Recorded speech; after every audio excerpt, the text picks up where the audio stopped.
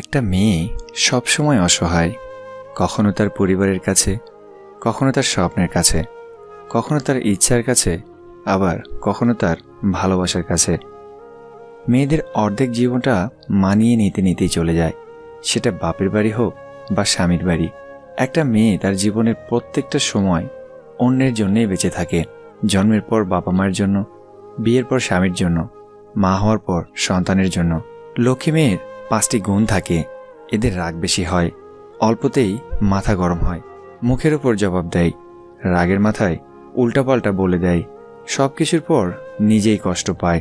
আসলে মেয়েদের জীবনে কোনো চাওয়া পাওয়া থাকে না।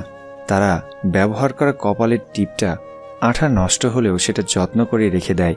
একজোড়া কানের দুলের একটা হারিয়ে গেলেও অন্যটা ফেলেন না, কিংবা পুরাতন শাড়িটা অথবা ভাঙাচোরা নষ্ট হয়ে যাওয়া মোবাইলটা কাজে লাগবে না জেনেও তুলে রাখে। এই সব কিছুর কারণ হলো মায়া। মেয়েদের দায়িত্ব নিতে শিখতে হয় না। নিজের জন্য ডিম ভাজি না করতে পারা মেয়েটাও মা অসুস্থ হলে পুরো পরিবারের দায়িত্ব নিতে শিখে। সব মেয়ে টাকা চায় না, কিছু মেয়ে সময়, সম্মান ও একটু ভালোবাসা চায়। মেয়েরা খুব ভালো অভিনয় করতে পারে। কিসের অভিনয় জানেন? হাজার কষ্ট থাকলেও হাসি মুখে থাকার অভিনয়। স্ত্রীকে ধমকিয়ে ভয় দেখানোটাই পুরুষত্ব নয়, বরং স্ত্রীর মুখে হাসি ফোটানো প্রকৃত পুরুষের পরিচয়। মেয়েদের সম্মান কি জিনিস ছেলেরা তখনই বুঝতে পারে যখন সে কোনো মেয়ের বাবা হয়।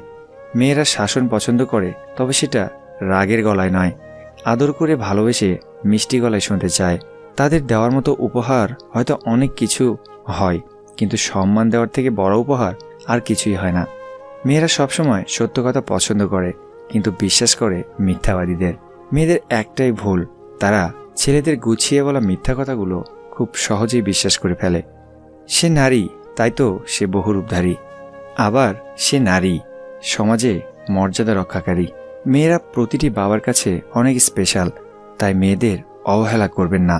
কারণ একজন বাবা একজন মেয়েকে অনেক কষ্টের সাথে মানুষ করে। সন্তানের কোনো সমস্যা হলে মা আগে বুঝতে পারে, কারণ মায়ের সাথে সম্পর্কটা তো সবার চেয়ে 10 মাস 10 দিনের বেশি হয়। পরিবারের দিকে তাকিয়ে নিজের ইচ্ছা স্বপ্নগুলোকে বিসর্জন দেওয়ার নামই হলো মেয়ে। একটা মেয়ের জন্য সবথেকে বড় স্কুল হচ্ছে তার শ্বশুরবাড়ি, যেখানে শিক্ষকের অভাব নেই আর শিক্ষারও শেষ নেই।